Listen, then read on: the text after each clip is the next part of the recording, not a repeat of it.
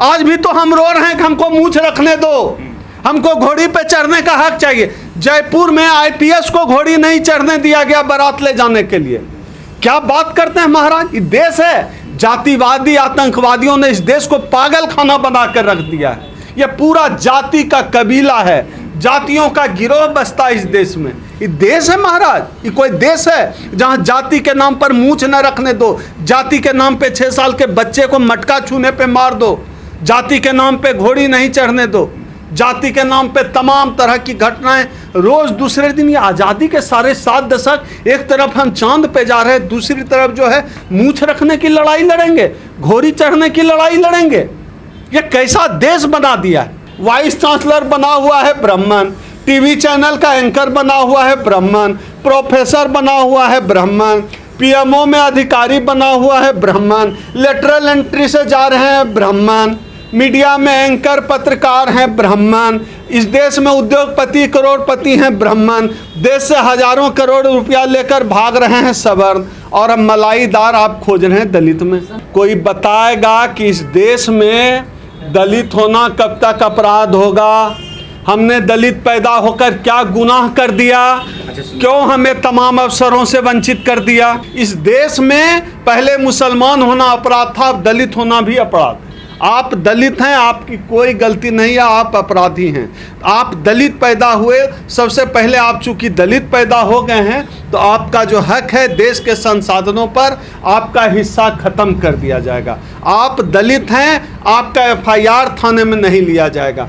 आप दलित हैं, कोई भी आपको गाली देकर चला जाएगा। आप दलित हैं, आपको इंटरव्यू में नौकरी नहीं दिया जाएगा। आप दलित हैं, आप वाइस चांसलर नहीं बन सकते, आप सुप्रीम कोर्ट का जज नहीं बन सकते।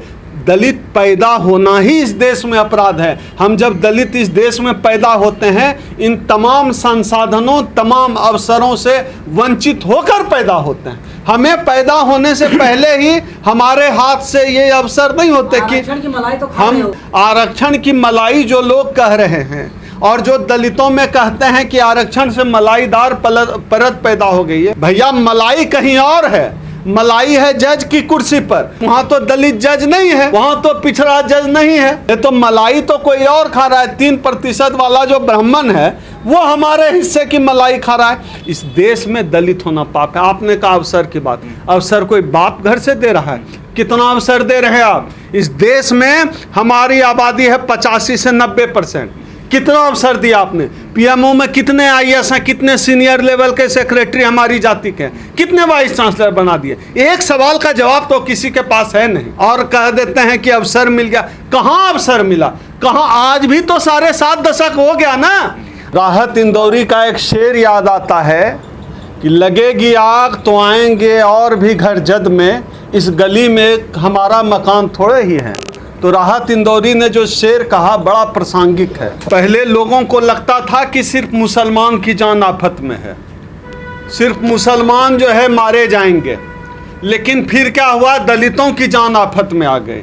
अब क्या हो गया? बड़ा दिलचस्प है कि पिछड़ों की बारी आई, और सबसे दिलचस्प तो अब ये हो गया है अब ब्राह्मणों की भी बारी आ गई है।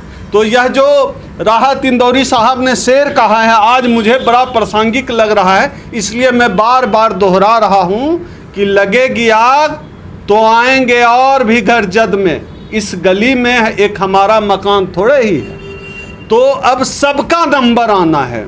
असल में यह जो भारतीय जनता पार्टी की सरकार है, इस सरकार के लिए लोग सिर्फ एक वोटर हैं, उसके अलावा कुछ नहीं। और जब चुनाव खत्म, मामला खत्म, जनता की अहमियत खत्म। आप देखिए जिस तरह से शुरुआती दौर में आप सबको याद होगा किस तरह से मीट के लिए एक मुसलमान को मारा गया था, कि फ्रीज में मीट रखा गया है, किस तरह पीट पीट कर हत्या की गई थी। उसके बाद लगातार देश भर में इस तरह की घटनाओं का चलन बढ़ गया। और आप देख रहे होंगे गोरक्षक जो हैं, जो खुद को कहते हैं कि गाय की रक्षा करते हैं, उनका आतंक किस तरह बढ़ गया है। मैं एक उदाहरण आपको याद दिला देता हूँ। उस समय मैं प्रभात खबर धनबाद में नौकरी कर रहा था, पत्रकार था। तो मैं आ रहा था तो रास्ते में एक जगह भीड़ इकट्ठा थी। तो क्या था कि कोई मुसलमान आदमी अपने छोटे ट्रक में गाय लेकर जा रहा था। मैं पत्रकार था, भी क्राइम रिपोर्टर, तो मैं रुक गया। उसको रोक कर उसके साथ मारपीट किया और बाद में सबको उसको पकड़ के पुलिस वाले आए, उसको थाने लेकर गए और थाने में लेन देन के बाद मामला सेटल हुआ। और जो वो गोरक्षक, सबसे दिलचस्प हिस्सा मैं सुना रहा, वो जो गोरक्षक दल का जो लीडर था, उसकी शादी होने वाली थी, मुझे याद है, उसने मेहंदी हाथ में लगाई थी, उसका भी शेयर था उस पैसे में। तो ये जो है गोरक्षकों की सच्चाई ये है। दूसरा, पूरे देश में जितना भी, जहाँ भी गौशालाएं चल रही है, आप उन गौशालाओं में आप देख लीजिए क्या हालत है। ये गाय को माँ कहते हैं और वहाँ गायों को किस हालत में रखते हैं। तो ये गाय इनके लिए, सिर्फ हम लोगों के लिए गाय दूध देती है, इनके लिए गाय वोट देती है। इसलिए इस देश में गोरक्षकों का मनोबल इतना बढ़ गया जो खुद को, और गोरक्षक रोज पैदा हुए, बहुत गोरक्षक पैदा हुए और उनका काम ही सड़क किनारे जो गाड़ियों में लेकर जा रहे हैं गाय, उनको पीट पीट कर मारना है, उससे पैसा वसूलना है, यही बिजनेस था। चूंकि सरकार का भी इनको संरक्षण है, इसलिए जो है इनका मनोबल ज़्यादा बढ़ा हुआ रहा। और ये गोरक्षा के नाम पर तमाम तरह के अपराध करते रहे। किसी को पता नहीं था, शुरुआती दौर में किसी को अंदाज नहीं था, सबको लगता था कि ये मामला मुसलमानों तक रहेगा। लेकिन आप देख लिए अब क्या हुआ, मुसलमान पिटे, दलित पिटे, पिछड़े पिटे।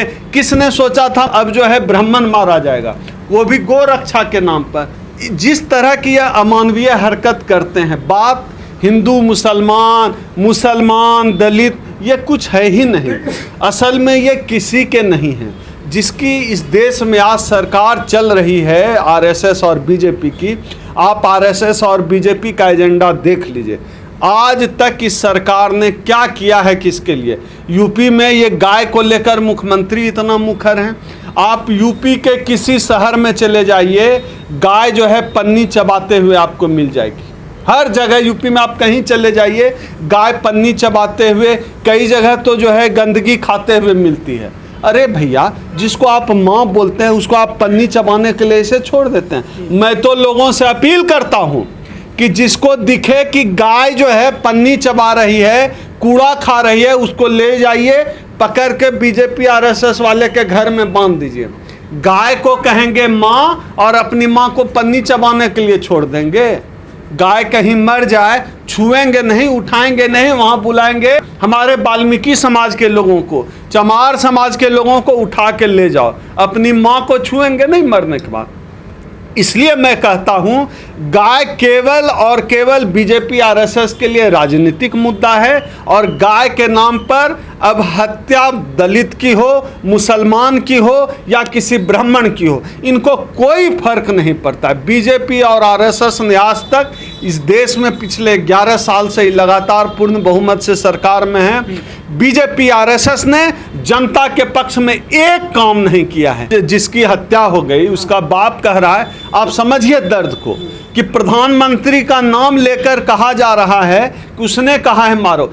अब क्या है कि मोदी सीधे तो कह नहीं रहे ना जाके मारो, लेकिन वो जिस विचारधारा के आप पोषण करते हैं, नरेंद्र मोदी चाहे योगी आदित्यनाथ, ये जिस विचारधारा का पोषण करते हैं, वह विचारधारा कहती है कि जाओ मारो इनको और इसके बाद जो होगा हम देख लेंगे। देश में गाय ज्यादा सुरक्षित है, महिला ज्यादा सुरक्षित है, क्या सोचते हैं आप? गाय सुरक्षित है भैया ज्यादा, और गाय भी कितना सुरक्षित है जो पन्नी चबा रही है। और महिलाओं, दलित, मुसलमान को छोड़ दीजिए। मैंने राउंड टेबल के लिए एक लेख लिखा था। एक सांप को दलित परिवार ने, सांप घर में निकल आया, सांप को मार दिया था। सांप को मार दिया तो वहाँ जो सवर्ण परिवार हैं वहाँ र्यूमर फैल गया कि जो है भैया देखो नागराज को मार दिया, नाग भगवान को मार दिया, और उस दलित की पीट पीट कर हत्या कर दी क्योंकि सांप मारा। उस समय मैंने राउंड टेबल में लिखा था, इस देश में सांप जो है मारना पाप है, आदमी मारिए। आदमी के जान की कीमत नहीं है इस देश में। आप समझिए, इसमें योगी सरकार की इतनी भर गलती नहीं। एम्बुलेंस तैयार करना गलती नहीं है, गलती है कि उत्तर प्रदेश में अपराधियों का मनोबल कितना बढ़ा हुआ है, खास तौर पे दलितों के खिलाफ, पिछड़ों के खिलाफ, मुसलमानों के खिलाफ, महिलाओं के खिलाफ। उत्तर प्रदेश में अपराधियों के हौसले बुलंद हैं। ये जो कानून से ऊपर होकर चलने का नाटक कर रहे हैं कि हम बुलडोजर लेके चले जाएंगे, इनका तमाम कानून, भारतीय जनता पार्टी का, योगी का, भाजपा का तमाम कानून इस देश में सिर्फ महिलाओं के खिलाफ काम करेगा। तमाम कानून दलितों, पिछड़ों, मुसलमानों के खिलाफ है।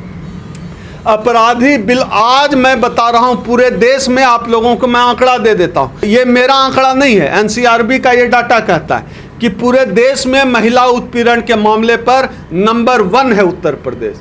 तो योगी जी ने महिला उत्पीड़न के मामले में उत्तर प्रदेश को नंबर 1 बना दिया है और वो कहते हैं कि बुलडोजर कानून है उनका। बुलडोजर कानून में बलात्कारियों के हौसले कितने बुलंद हैं, महिलाओं के साथ अपराध करने वालों के हौसले इतने बुलंद हैं। उन्होंने योगी जी के सम्मान में उत्तर प्रदेश को महिला उत्पीड़न में नंबर 1 बनाया। दलित उत्पीड़न में भी उत्तर प्रदेश नंबर 1 की रेस में है। दलित उत्पीड़न हो, महिला उत्पीड़न हो, आप आंकड़े उठाकर देख लीजिए, मेरी बात छोड़ दीजिए, मैं जो कह रहा हूं गूगल से वेरीफाई कर लीजिए।